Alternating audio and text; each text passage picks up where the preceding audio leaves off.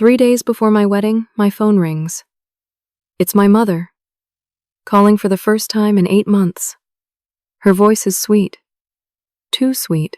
She says they're coming to the wedding after all, bringing a special surprise for everyone. My stomach drops. The last time my parents surprised me, I was 17, standing in our foreclosed house with a single suitcase, watching them hand the keys to the bank. They'd mortgaged everything for my brother's dream. Now they want to ruin mine. I hang up the phone, my hands shaking so badly, I nearly drop it. Derek looks up from his laptop, concern flooding his face. "What's wrong?" he asks, closing the screen and moving toward me. I can't speak for a moment. My throat feels tight, like I'm 17 again, suffocating under the weight of everything my parents took from me. "They're coming," I finally manage. "My parents. They say they have a surprise." Derek knows enough about my family to understand why those words terrify me. He wraps his arms around me, and suddenly I'm back there. Back to when everything fell apart. I was 12 when I first noticed my brother Troy could do no wrong. He was 15, 3 years older, and my parents acted like the sun rose and set with him. Troy got C's in school while I maintained straight A's. My report cards went on the fridge for a day before being covered by Troy's mediocre football schedule. I won the regional science fair in 8th grade, a huge achievement that came with a trophy and a scholarship opportunity for summer camp. My parents forgot to pick me up from the awards ceremony. I waited outside the school for 2 hours before calling the neighbor for a ride. When I got home, they were at a barbecue at Troy's friend's house, celebrating nothing in particular. "Sorry, sweetheart," my mother Paula said when I walked in. Not looking sorry at all. Troy really wanted us to meet his new girlfriend's parents. You understand. I understood. I always understood. That was my role in the family. Troy dropped out of community college twice. The first time, my father Frank called it finding himself. The second time, they said he was exploring his options. Meanwhile, I worked part-time at Rosie's Diner starting at 15, saving every dollar for college because my parents made it clear that higher education was something boys needed more than girls. "You'll just get married anyway," my mother told me once, as if that settled everything. Then came the year I turned 17. Troy was 20, living at home, bouncing between part-time jobs he'd quit within weeks. One night at dinner, he announced his big plan. He wanted to start a tech company. He'd seen some app online and thought he could build something similar, something revolutionary. My parents' eyes lit up like he'd just discovered fire. "Our son, the next Steve Jobs," my father said, beaming with pride Troy had never earned. Within a month, my parents had taken out a second mortgage on our house. I didn't know about it then. They kept it secret. Even from me, the daughter who lived there, and helped pay the electric bill with her diner wages. They borrowed $150,000. They gave Troy $120,000 for his startup capital, and kept $30,000 for living expenses since they'd stretched themselves thin. I watched Troy burn through that money like it was kindling. He rented an expensive office space downtown, bought top-of-the-line equipment he barely knew how to use, and threw networking parties that were really just excuses for his friends to drink on my parents' dime. 8 months later, his app hadn't even launched. He had sketches and ideas, but no actual product, no investors, no business plan that made any sense. The bank notices started arriving. My parents ignored them, shuffling them into drawers, pretending everything was fine. I came home from school one afternoon in late April to find a neon orange foreclosure notice taped to our front door. My mother was inside, crying at the kitchen table. My father sat across from her, head in his hands. Troy was nowhere to be found. "What's happening?" I asked, though the notice had made it pretty clear. "We're losing the house," my father said flatly. "The bank is taking it." "Why? What happened?" They looked at each other, and in that moment, I knew they'd done something terrible. "We took out a loan for Troy's business," my mother admitted. We thought it would work out. We thought he'd pay us back once the company took off. Where's Troy? I asked. They didn't answer. He'd disappeared a week earlier, hiding at his girlfriend's apartment, avoiding the consequences of the disaster he'd created. Moving day came 3 weeks later. I packed my entire childhood into trash bags because my parents had used all the good boxes for Troy's things. I found my diary from 6th grade. Essays I'd written that teachers had praised. Certificates and awards that had never made it onto the wall. My parents packed Troy's room with care, labeling boxes and handling his possessions like they were fragile treasures. My stuff got shoved into black garbage bags and tossed into the back of a truck. At least Troy tried something big, my mother said as I carried the last bag to the truck. You just study books. Anyone can do that. Her words cut deeper than the foreclosure, deeper than losing my home. They told me exactly how little I mattered. We moved into a cramped 2-bedroom apartment on the south side of town. Troy got the only bedroom besides my parents' room. I slept on the couch in the living room, my belongings stored in a corner behind a folding screen. Every night, I fell asleep to the sound of the television my father couldn't stop watching, trying to drown out his own guilt. But the worst part, the part that still makes my blood boil, came 2 weeks after we moved. I was filling out college applications, trying to figure out how I'd afford tuition, when I called the bank to ask about the college fund my grandmother had set up for me before she died. $23,000. Earmarked specifically for my education in her will. Money she'd saved her whole life to give me a chance. That account was closed 8 months ago, the bank representative told me. My hands went numb. Closed? By who? Your parents are listed as custodians until you turn 18. They withdrew the full amount in September. The same month they gave Troy his startup capital. They'd stolen my inheritance, the only thing my grandmother had been able to leave me, and given it to my brother without telling me. When I confronted them, my father actually had the audacity to look defensive. Troy needed it more, he said. You can get scholarships. You're smart. Troy's success depends on having capital. That money was mine, I said, my voice shaking. Grandma left it for me. For my education. And we used it for family, my mother snapped. Stop being selfish, Ursula. Your brother was trying to build something for all of us, but he hadn't built anything. He'd burned through $143,000 of my future, and my parents acted like I was the problem for being upset about it. I worked 3 jobs my senior year of high school. Breakfast shift at the diner, evening shift at a grocery store, weekend babysitting for neighbors.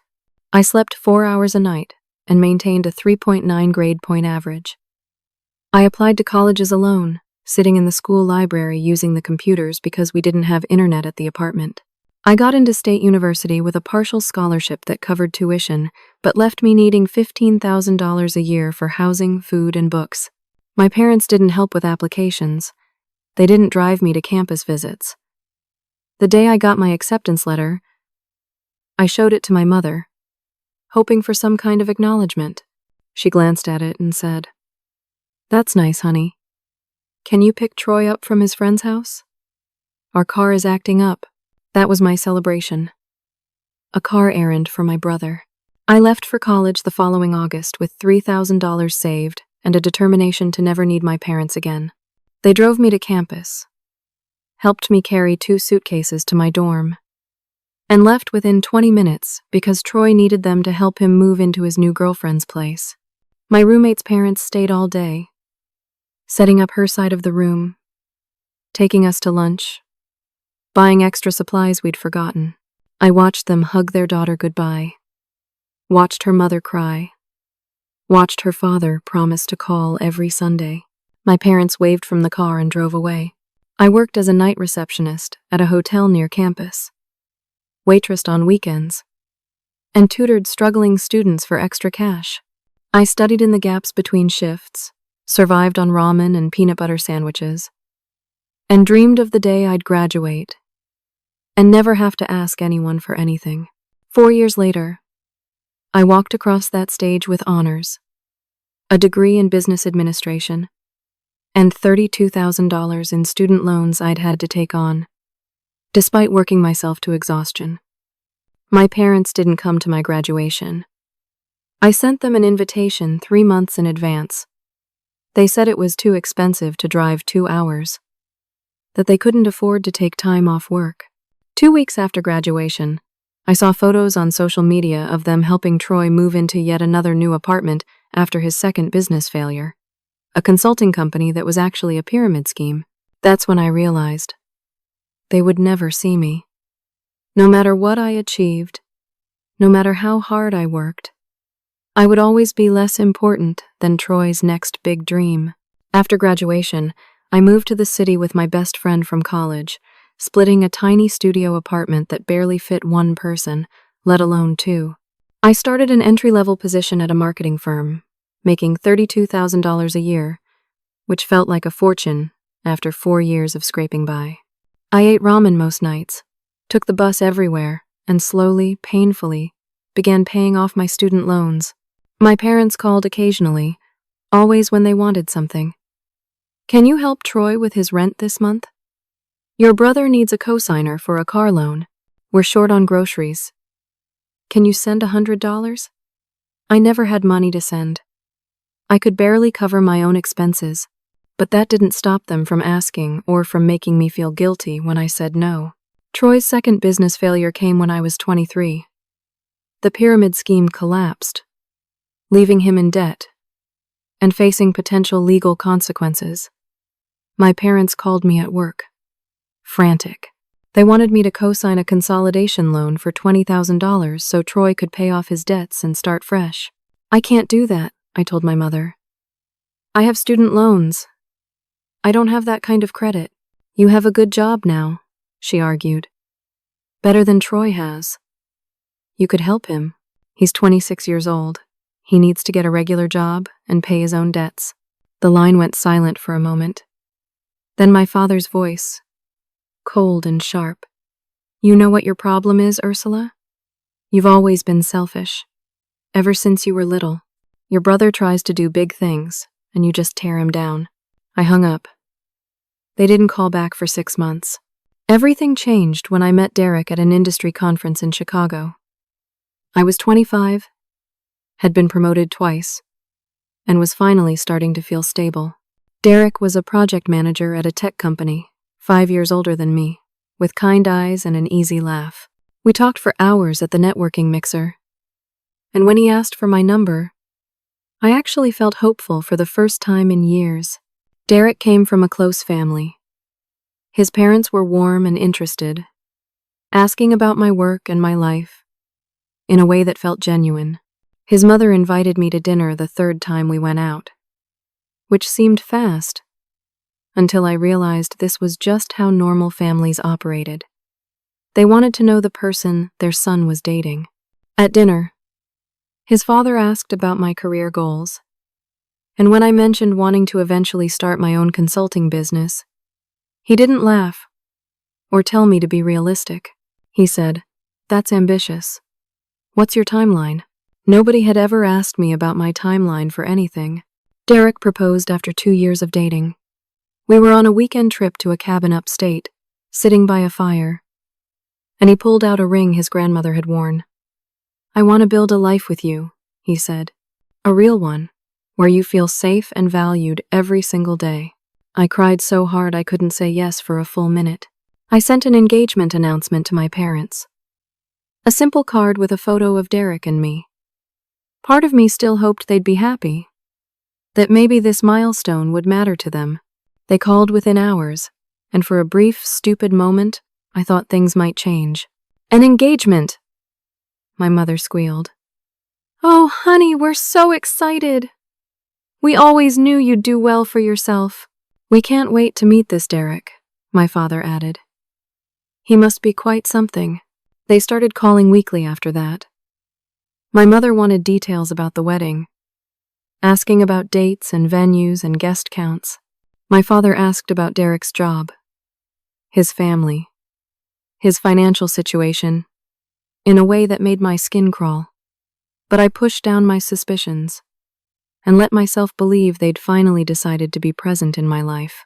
By age 27, I'd been promoted to marketing director. My salary jumped to $85,000 a year, and for the first time in my life, I felt financially secure. Derek and I started saving for the wedding, budgeting carefully. We wanted something modest but beautiful. Around $25,000 total.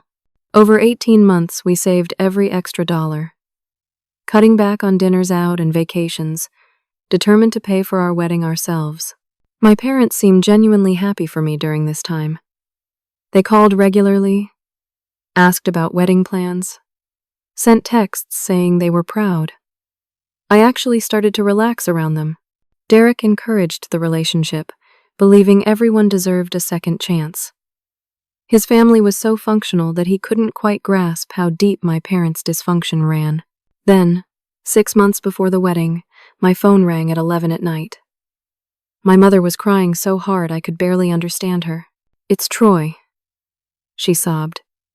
"He's in terrible trouble. He owes so much money, Ursula. The creditors are calling constantly. They're threatening to sue him." My stomach dropped. What happened? His food truck business failed. There were health code violations, and he had to close it down. But he still owes money on the equipment, and the permits, and the rent for the commissary kitchen. $40,000. He doesn't have it. I closed my eyes. "Mom, I can't help with that kind of money." "We know you've been saving for the wedding," my father said, clearly having picked up another phone. "You have the money. You could loan it to your brother." "That's our wedding fund," I said slowly. "Derek and I saved that for our wedding." "But he's your brother," my mother cried. "Family helps family. He'll pay you back." "He's never paid anyone back," I said, my voice rising. "He's failed at 4 businesses now. When is he going to get a regular job like everyone else?" "How dare you?" my father snapped. "After everything we sacrificed for you, we gave you a home, we raised you, and this is how you repay us? By abandoning your brother when he needs you?" Something inside me snapped. "You sacrificed for me? You mortgaged our house for Troy. You stole my college fund that Grandma left me. You've never given me a single dollar since I was 17. Don't you dare talk to me about sacrifice. That's ancient history," my father shouted. "You need to let that go." "It's not ancient history to me," I said. "And I'm not giving Troy our wedding money." I hung up while my mother was still crying.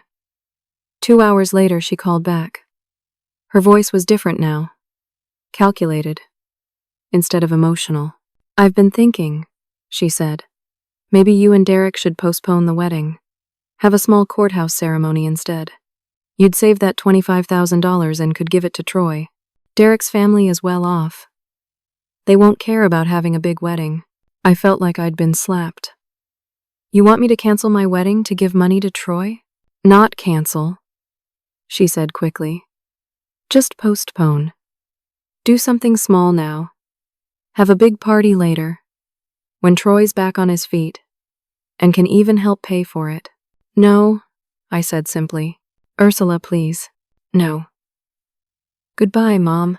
I blocked their numbers after receiving 37 text messages in the next hour.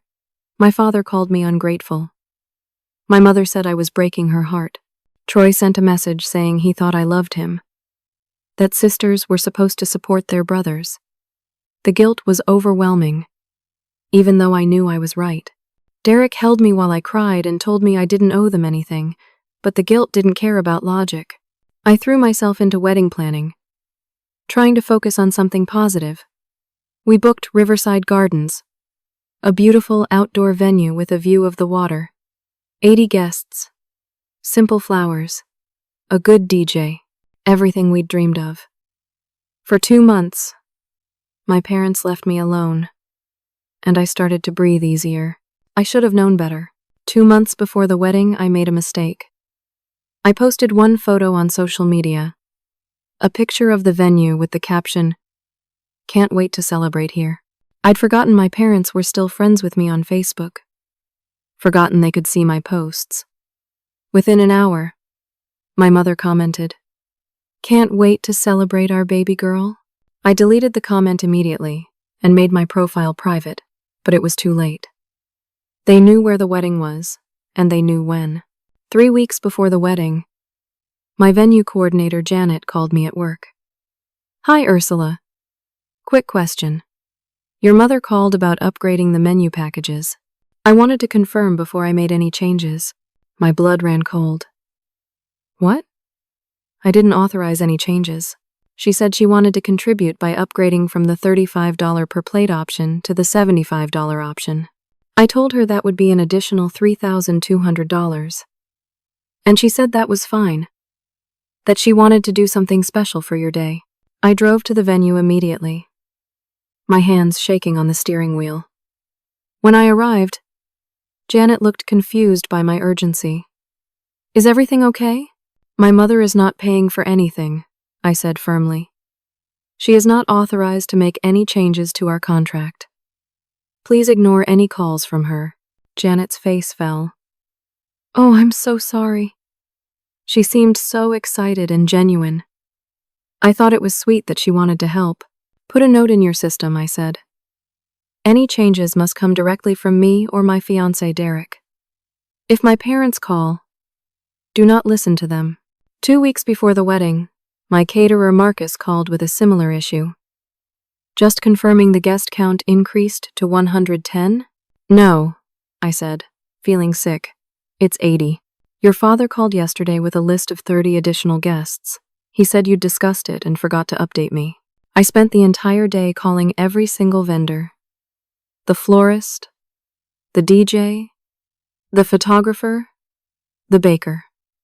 My parents had contacted all of them, posing as helpful parents coordinating details. They'd tried to add 30 of Troy's friends and distant relatives I'd never met. They'd attempted to upgrade packages, add extra bar service, change the menu to more expensive options. The total additional cost they'd tried to add was $8,500, and they'd led every vendor to believe they were paying when they had no intention of doing so. I set up password protection with every vendor. Only someone with the password can authorize changes, I told each one. I don't care if someone claims to be my mother, my father, or the Pope. New password, new changes. The venue coordinator agreed to put my parents' names on a do not allow list for the property. I felt like I was planning a wedding and running security for a classified event at the same time. 1 week before the wedding, my phone rang from an unknown number. Against my better judgment, I answered. It was my mother, calling from a borrowed phone. "Why are you shutting us out?" she cried. "We just want to help make your day special." "You're not helping," I said. "You're trying to sabotage my wedding." "Sabotage? Ursula, we're your parents. We love you. Troy feels terrible about the money situation. He wants to make it up to you. Let us contribute to the wedding. Let us prove we've changed." For a moment, just a moment, I wavered. Her voice sounded so genuine, so hurt. Then Derek saw my face and took the phone from my hand. "This is Derek," he said calmly. "You need to stop harassing my fiancé." I heard my father's voice in the background. Then he was on the line. "You ungrateful brat," he snarled at me. His words meant for Derek but aimed at me. "After we raised you, clothed you, fed you, gave you everything. And this is how you repay us? By shutting us out of your wedding?" Derek hung up.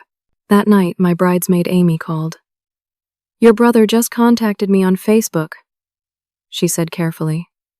"I thought you should know." Troy had sent messages to all 4 of my bridesmaids. He told them I was having a mental breakdown, that the wedding might need to be called off, that someone needed to talk sense into me. He claimed I was cutting off my entire family over a misunderstanding, painting himself and my parents as victims of my irrational behavior. 2 of my bridesmaids called me, confused and concerned. I had to explain the entire history. Every betrayal, every theft, every moment of being invisible in my own family. They were supportive, but I felt exposed and humiliated having to defend myself. One bridesmaid, a girl named Crystal who'd been friends with Troy in high school, dropped out of the wedding party. She told me I was overreacting, that family was family, and I should forgive them. Losing her hurt more than I expected. It was 1 week before my wedding, and my bridal party was falling apart because of my family's manipulation. I cried for 2 hours that night. Derek held me and said, "We can elope right now. We can go to the courthouse tomorrow and be married. I don't care about the wedding if it's causing you this much pain." But I did care. I'd worked for everything I had. I'd saved for this day. And I wasn't going to let them take it from me.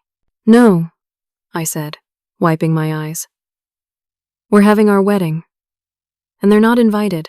4 days before the wedding, Derek and I drove to Riverside Gardens for our final walkthrough. We wanted to confirm all the details, check the layout, make sure everything was perfect. As we pulled into the parking lot, I saw an unfamiliar car parked near the entrance. My chest tightened with immediate anxiety. "That's probably just another event," Derek said, but his voice was uncertain. We walked toward the main event space, and I heard voices coming from inside. Familiar voices. I grabbed Derek's arm and pulled him to the side, peeking through the window. My heart stopped. My parents and Troy were inside the venue, standing near the ceremony space, talking animatedly with Janet, the wedding coordinator. My mother was gesturing broadly. My father had his arm around Janet's shoulders like they were old friends, and Troy was showing her something on his phone. "What are they doing here?" I whispered. Derek's jaw clenched. "Let's find out." I pushed open the door and walked in. "What are you doing here?" All 4 of them turned. My mother's face lit up like we'd planned this meeting. "Sweetheart, we wanted to see where our daughter is getting married. It's so beautiful." Janet looked uncomfortable. "I'm sorry, Ursula. They said they'd driven from out of town just to see the space. They seemed so nice. And I thought maybe you'd reconciled. I specifically told you they weren't allowed on the property," I said to Janet, trying to keep my voice level. "We have a right to see where our only daughter is getting married," my father said with false cheerfulness, as if we were having a normal family discussion. Troy leaned against a chair, smirking. "Nice place, sis. Must have cost a fortune." He pulled business cards from his pocket and fanned them out. "I was just telling Janet here about my new business venture. Life coaching. Since you're having 80 successful people at your wedding, it's a perfect networking opportunity." My vision actually blurred for a moment. "You want to use my wedding to promote your business?" "Not promote," Troy said smoothly. "Just make some connections." I thought I could set up a small table near the entrance, hand out consultation cards. Janet said, "There's room." I turned to Janet. "You agreed to this?" She held up her hands. "I didn't agree to anything. He mentioned it, and I said I'd have to ask you. Then he offered me a commission if I convinced you. And that's when I knew something was off." "A commission?" I repeated, looking at Troy. "You were trying to bribe my wedding coordinator?" "It's called business, Ursula," Troy said. "Maybe if you understood that, you wouldn't be so judgmental about my career path." Derek stepped forward. "Your career path? You've failed at 4 businesses in 10 years. You've never held a steady job. And now you're trying to turn my wedding into your sales pitch?" "Our wedding," I corrected automatically, but I loved that Derek had said my wedding, like he was protective of my day. My mother started crying, right on cue. "We didn't come here to fight. We just wanted to be part of your special day." "Is that so wrong?" "You're not here to be part of it," I said, clarity cutting through my anger. "Tell me the truth. What were you really planning?" My parents exchanged a look. That look told me everything. "Janet," I said. "What else did they ask you?" Janet shifted uncomfortably. "They asked about being listed as hosts on the program. They wanted to be announced as the financial sponsors of the wedding. Your mother asked if she could approve the final seating chart. Your father wanted to know if he could walk you down the aisle. Each word was a knife. I'd planned to walk down the aisle alone, a symbol of building my own life. They wanted to take even that from me. They've been here 3 times, Janet admitted quietly. I didn't think much of it because they seemed so involved and excited. They asked for the vendor contact list, said they wanted to send thank you notes. I gave them the florist and caterer information. You gave them vendor contacts? I felt Derek's hand on my back, steadying me. I'm so sorry, Janet said. I realize now I shouldn't have. They seemed like typical excited parents. I didn't know there was a problem. My father stepped forward, dropping the friendly act. There wouldn't be a problem if you'd just let us be part of your life. We're your parents, Ursula. We deserve to be at your wedding. Deserve? The word came out sharp. You've done nothing to deserve anything from me. You stole my college fund. You bankrupted the family for Troy's failures. You ignored every achievement I ever had. And now you want credit for a wedding you didn't pay for, didn't help plan, and weren't invited to? We raised you, my mother said, her voice turning cold. That counts for something. You raised me to know I was less important than my brother. I said. That's what you taught me. Troy pushed off from the chair. You know what? We're wasting our time here. She's never going to change. She's always been selfish. And she'll always be selfish. Come on, let's go. But they didn't leave. They stood there, waiting for me to cave, to apologize, to beg them to stay. When I didn't, my mother pulled out her phone. I'm calling Aunt Linda, she announced. She'll talk sense into you. Don't bother, I said. I need you to leave now. All of you. We'll be back, Troy said as they walked toward the door. On your wedding day. You can't stop us. After they left, I collapsed into a chair. Janet apologized profusely, promising to enforce the security measures strictly. Derek called the security company we'd hired and added extra guards for the wedding day. $800 we hadn't budgeted for. Money spent to keep my own family away from my wedding. That night, 3 days before the wedding, my mother called. The call from part 1. The call that brought everything full circle. We're coming to the wedding after all, she said sweetly. And we're bringing a special surprise for everyone. You're not invited, I said.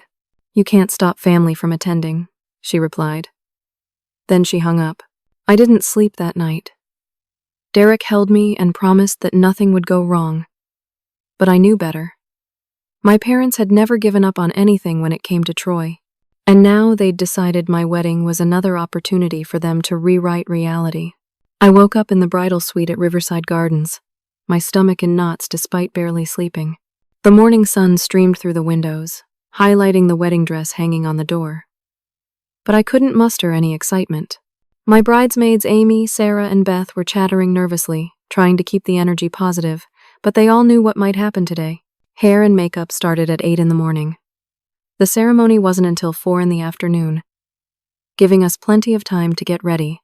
The makeup artist kept telling me to relax my jaw because I was clenching it so tightly she couldn't blend my foundation properly.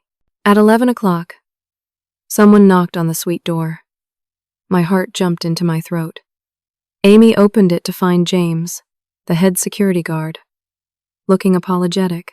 Ma'am, there are 3 people at the front gate claiming to be your family, he said carefully. They have a large white van and say they're delivering decorations. The room went silent. Sarah moved to the window and peeked out through the curtains. Oh my God, she breathed. Your mom is wearing white. I couldn't move. Couldn't think. Derek was in the groom's suite on the other side of the venue, and I desperately wanted him there. But tradition said we weren't supposed to see each other. Don't let them in, I finally said. Under any circumstances. James nodded and left. Amy squeezed my hand. They're not getting in. We've got security. We've got passwords. You're okay, but I wasn't okay. At noon, James radioed to say my parents were still at the gate. They'd been there for an hour, refusing to leave. My mother was crying loudly where arriving vendors could see her, playing the victim, telling anyone who'd listen that her cruel daughter was barring her from the wedding. The florist, an elderly woman named Dorothy, came to the bridal suite with my bouquet and a concerned expression. "Honey, I saw your mother at the gate. Are you sure you don't want them here?" She seemed so heartbroken. I had to explain, briefly, that my parents had stolen from me, lied to me, and were currently trying to sabotage my wedding. Dorothy's face softened with understanding. "My son tried something similar to me once," she said. "Different situation, but same manipulative behavior. Stay strong, honey. You're doing the right thing." At 1:30 in the afternoon, James radioed again. My parents had finally left the gate, and I allowed myself to relax for the first time all day. The makeup artist did touch-ups, fixing where I'd sweated through the foundation from stress. I looked at myself in the mirror in my wedding dress, a simple but elegant gown that had cost $1,200, and tried to remember why this day was supposed to be happy. Then, at 1:45, my parents returned. This time, they brought reinforcements. My Aunt Linda and Uncle George, my father's sister and her husband, who had been invited to the wedding. My parents were using them as a Trojan horse. Derek handled it this time, coming to the gate himself. I watched from the window as he spoke firmly to my aunt and uncle. Security let them through, but stopped my parents and Troy at the gate. I saw my aunt's face go red with anger. She turned and left with my parents, choosing them over attending my wedding. I'd lost another relative, another person who should have supported me but couldn't see past my parents' manipulation. I cried during my hair touch-up, and the stylist said nothing, just gently fixed the pieces that had fallen loose. At 3:30, with only 30 minutes until the ceremony, the guests began arriving. 75 people had confirmed they were coming, down from the original 80. After a few last-minute cancellations, I saw them from the window, friends and colleagues and Derek's wonderful family, all gathering to celebrate with us. Then Derek's brother Kyle, his best man, came running to the bridal suite. "We have a situation." My legs nearly gave out. "What now?" "Your parents and brother are parked on the public street near the entrance. They're intercepting guests as they arrive." "What?" Sarah ran to the window with Kyle. "They're handing out flyers," Kyle continued, "telling guests that you and Derek need financial help, and asking people to book Troy's life coaching sessions as wedding gifts. Several guests have come to me confused, asking if you're in some kind of financial trouble." I felt humiliated beyond words. They were telling my friends, my colleagues, people I worked with, that I needed charity. They were using my wedding to drum up business for Troy's latest scam. Derek called the police. They arrived within 15 minutes and told my parents to stop soliciting on public property or be cited for harassment. According to Kyle, my parents argued about free speech, but the officers weren't having it. They finally left, but not before Troy shouted toward the venue, "This isn't over, Ursula." At 4 o'clock, I walked down the aisle alone. My hands shook holding the bouquet. Derek stood at the altar with tears in his eyes, and his parents sat in the front row, smiling at me with genuine warmth.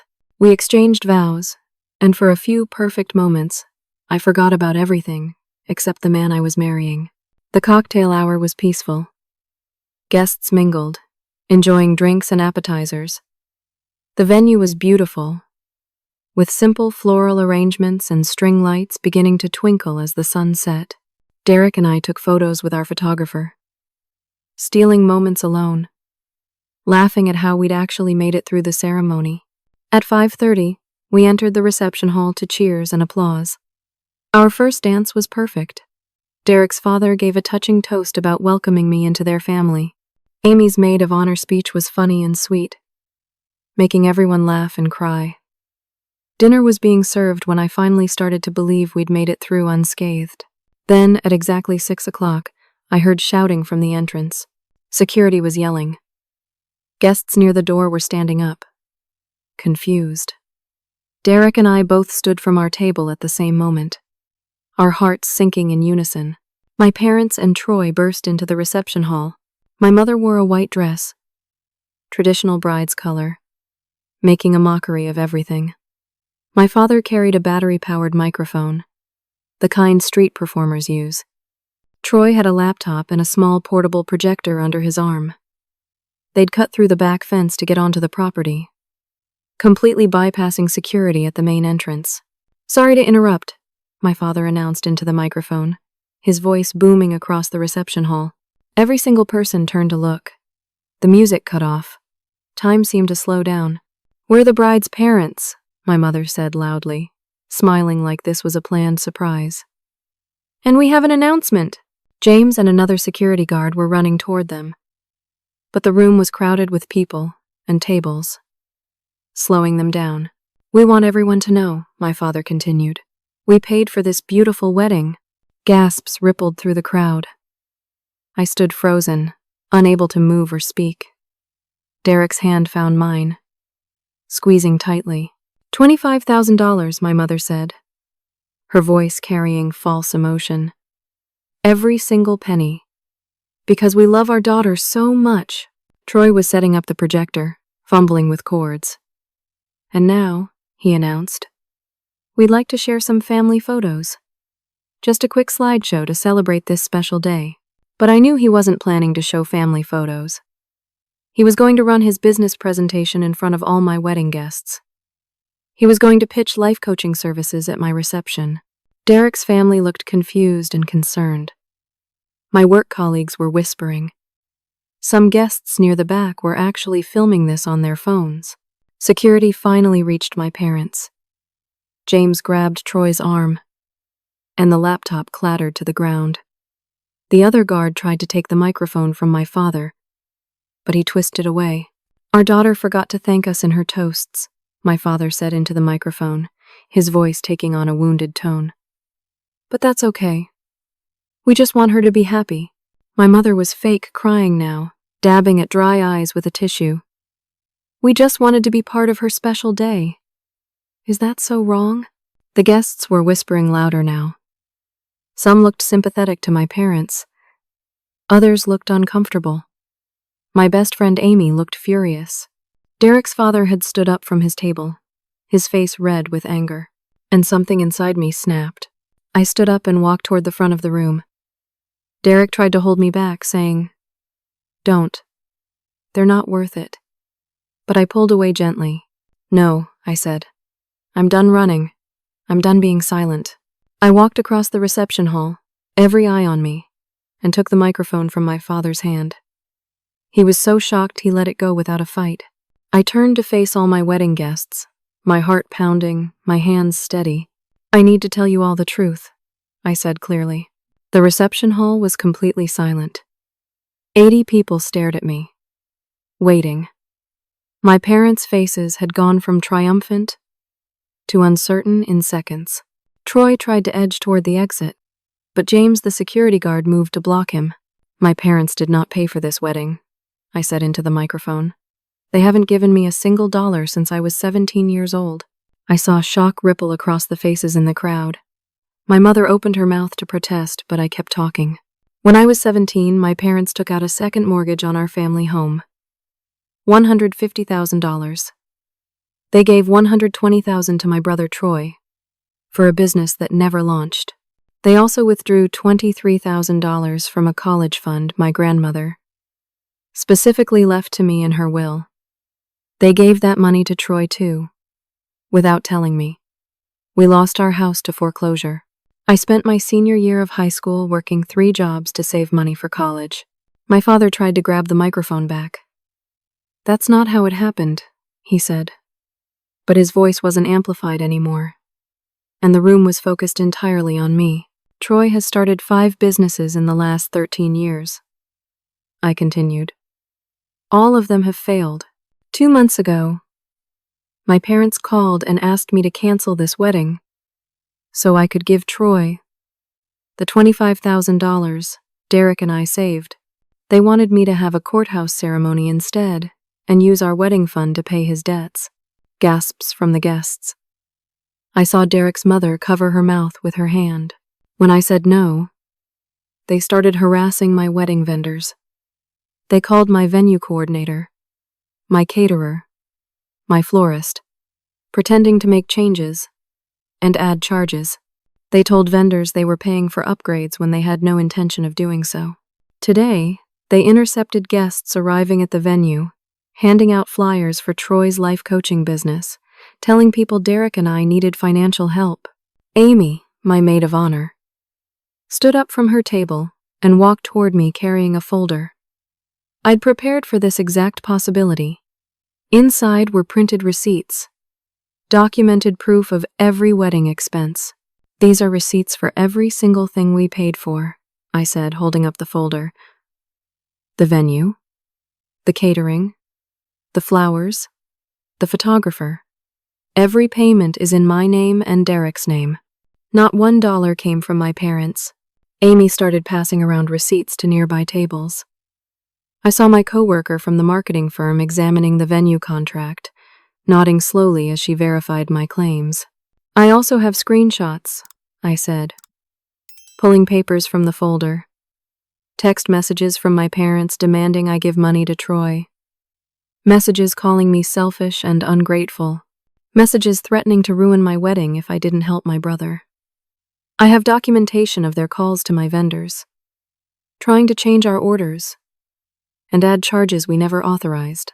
I passed the text message screenshots to another table. People were reading them, eyes widening. Then Marcus, my caterer, stood up from where he'd been supervising the kitchen. I can confirm, he called out. 3 weeks ago, someone claiming to be her father called my office. They tried to change the menu to more expensive options and add 30 people to the guest count. When I asked for payment information, they hung up. Dorothy, the florist, stood next. They harassed me this morning at the gate, asked me to convince the bride to let them in. Said she was being unreasonable. James, the security guard, cleared his throat. They cut through the back fence to break into this reception. That's criminal trespassing. We found the cut fence and fresh tire tracks in the grass. The evidence was overwhelming. My parents stood there, speechless. The sympathetic looks some guests had given them evaporated. My father finally found his voice. We were just trying to help. We're family. Help? I turned to him. You've never helped me. You only helped Troy. Every dollar, every ounce of attention, every sacrifice has been for him. I was invisible in my own family unless you needed something from me. Troy suddenly became defensive. None of this would have happened if you'd just loaned me the money. You have it. You're just selfish. The room went silent again. Troy had just confirmed everything I'd said. He didn't deny the failures, didn't deny the money, didn't deny anything. He actually believed I owed him my wedding fund. Derek's father stood up from his table, his voice commanding. Young man, you need to leave. Now, stay out of this, old man, Troy snapped. The disrespect shocked everyone. Insulting Derek's father, at our wedding, in front of everyone. Several guests gasped audibly. My mother started crying, real tears this time instead of fake ones. But her words showed she still didn't understand. How can you humiliate us like this? In front of all these people? How did you humiliate me? I asked, my voice breaking slightly. 17 years old, homeless because of Troy's dream, working through the night to pay for college, while you ignored every achievement, spending my wedding week fighting off your manipulation, and now you try to steal credit for my wedding day? We're family, my mother wailed. Family doesn't treat each other this way, I said firmly. Derek stood and joined me at the front of the room. He pulled out his phone and played a voicemail on speaker. Troy's voice filled the reception hall. Derek, man to man. You should know Ursula's crazy. She's been seeing a therapist for years because of some imaginary childhood trauma. You sure you want to marry into this? Just thought you should know what you're getting into. The voicemail was from yesterday. Troy had tried to sabotage my marriage up until the last possible moment, trying to convince Derek I was mentally unstable. People in the audience looked horrified. Troy's face went red. Then we heard sirens. The venue had called the police when my parents broke through the fence. 2 officers walked into the reception hall, and James explained the trespassing situation, showing them photos of the cut fence on his phone. "You 3 need to leave now," one officer said to my parents and Troy. "You can go voluntarily, or we can arrest you for trespassing." "This is our daughter's wedding," my father protested. "Sir," the officer said firmly, "I've heard enough. You have 2 choices. Leave voluntarily, or leave in handcuffs." The walk of shame was glorious.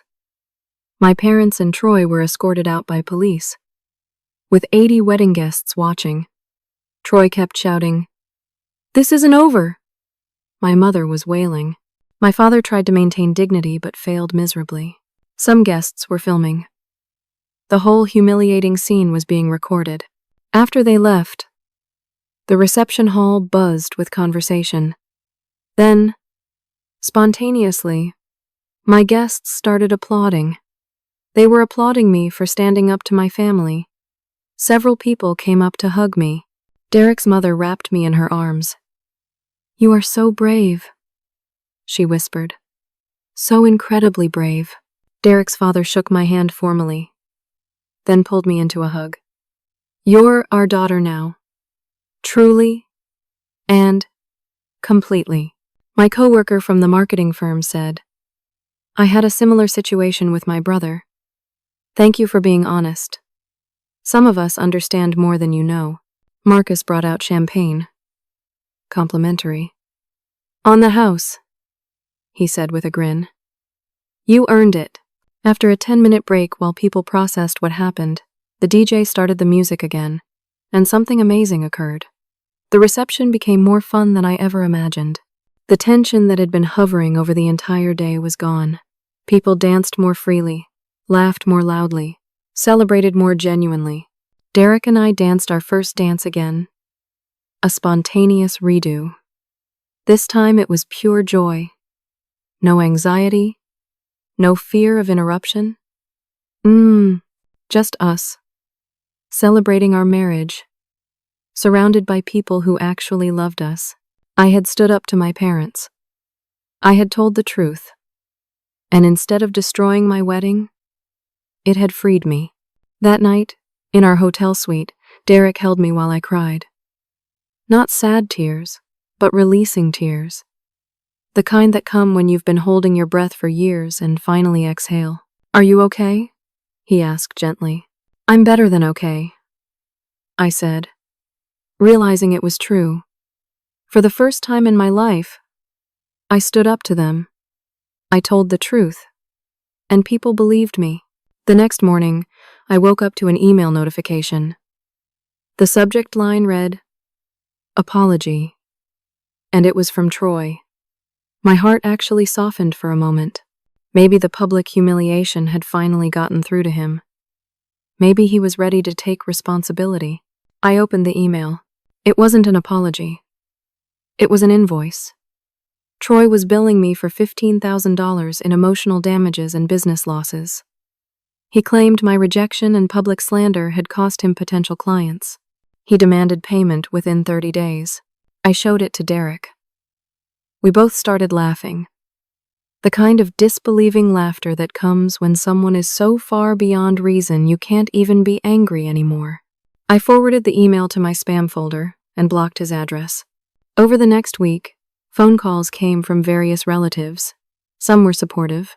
My cousin Jennifer, who I'd barely spoken to in years, called to say she'd always known something was wrong with how my parents treated me, but hadn't known how to say anything. Other relatives were critical. My Aunt Linda, the one who'd left the wedding with my parents, called to say I should forgive them, because family is family. When I explained everything that had happened over the years, she interrupted me.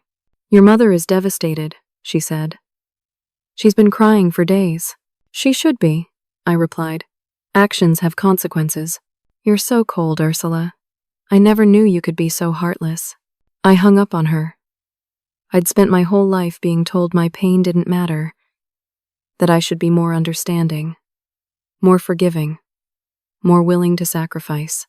I was done explaining myself to people who'd made up their minds. I called Linda back an hour later. "If you can't respect my choices," I said calmly, "then we can't have a relationship. I'm not cold or heartless. I'm protecting myself. If you can't understand that, that's your problem, not mine." She didn't call back.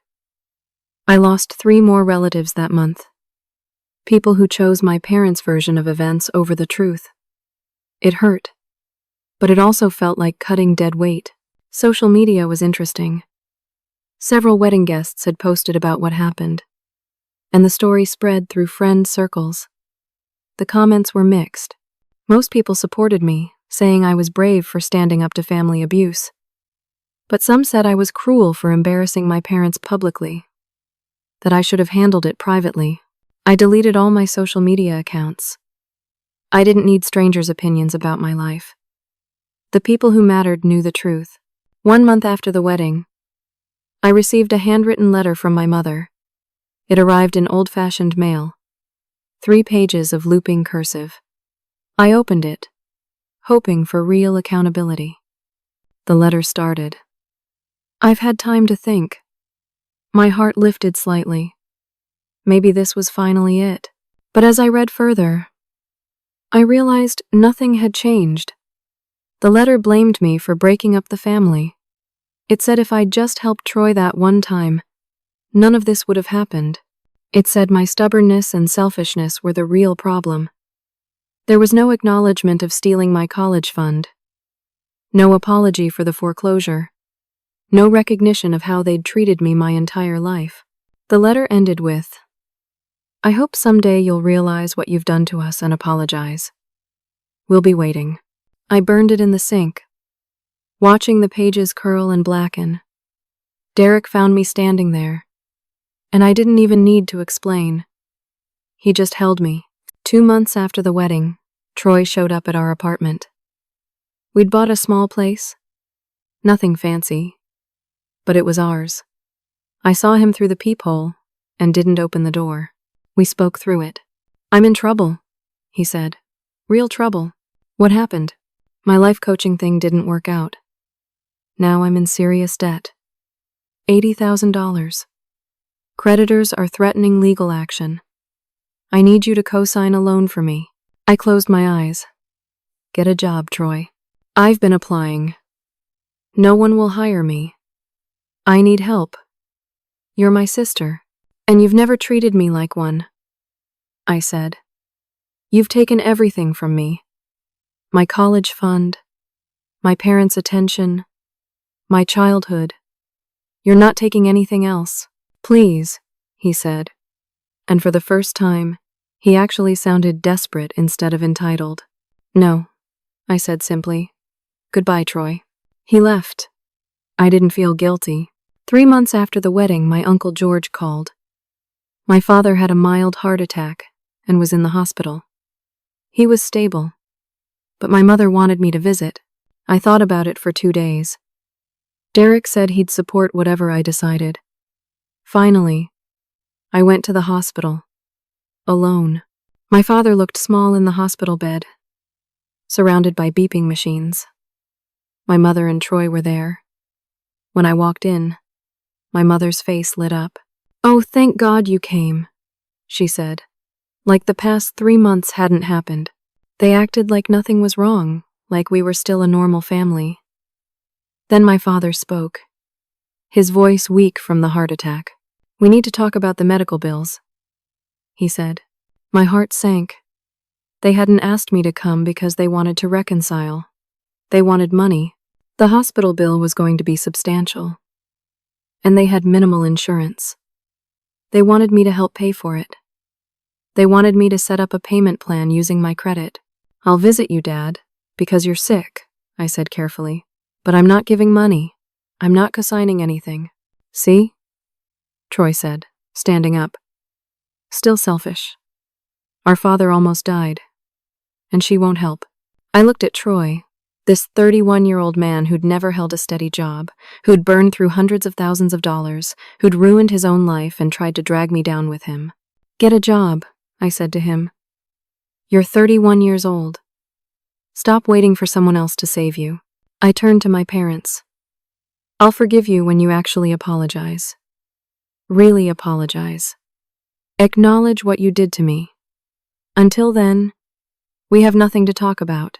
My mother's face hardened. "We have nothing to apologize for." "Then we're done here," I said, and walked out. I cried in my car. Derek picked me up from the parking lot because I was too upset to drive. But even through the tears, I felt strong. I'd set a boundary and kept it. 6 months after the wedding, life started feeling normal again. I got promoted at work to senior marketing director with a salary of $105,000. Derek and I bought a real house. A small 3-bedroom place in a good neighborhood. Derek's parents helped with the down payment as a gift, and I cried when we signed the deed. It was the first time I'd ever experienced parental support. We spent holidays with Derek's family. His parents treated me like their own daughter. His siblings welcomed me completely. I experienced what family was supposed to feel like. Warm. Supportive. With no strings attached. 1 year after the wedding, I received a letter from an attorney. My parents were suing me for $25,000 in wedding costs. They claimed we'd had a verbal agreement that they would pay for the wedding, and then I'd reneged on allowing them to be involved. It was completely fabricated, utterly ridiculous, and transparently vindictive. I hired a lawyer for $3,000. She reviewed the case and laughed. "This is the most frivolous thing I've seen in months. Don't worry." We submitted all our documentation to the court. The contracts with my name and Derek's name. Our bank statements, showing the withdrawals for each wedding expense. The text messages where my parents demanded I cancel the wedding to give money to Troy. The police report from their trespassing at the reception. The judge dismissed the case at the first hearing. He also sanctioned my parents for filing a frivolous lawsuit and ordered them to pay my legal fees. They owed me $3,000 now. Justice tasted sweet. Through the family grapevine, I heard Troy finally got a regular job. He was managing a retail store for $35,000 a year. He was bitter and angry about it, still blaming everyone else for his failures. According to our cousin Jennifer, he told people I'd ruined his entrepreneurial spirit and stolen his opportunities. Some people never learn. My parents were still living in their small apartment. My father's health was declining, requiring ongoing medication they struggled to afford. My mother was still bitter, still waiting for me to come to my senses. After my father's second health scare 8 months after the wedding, I sent them a care package. Basic supplies, some groceries, a gift card to their local pharmacy. No note. My mother called within an hour. "Does this mean you forgive us?" "It means I'm not cruel," I said. "But forgiveness requires your accountability. When you're ready to genuinely apologize for what you did, we can talk. Until then, this is the extent of our relationship." She hung up on me. I started therapy to process everything. It helped tremendously. My therapist asked me one day, "How do you feel about them now?" "I feel free," I said, realizing it was true. Sad, but free.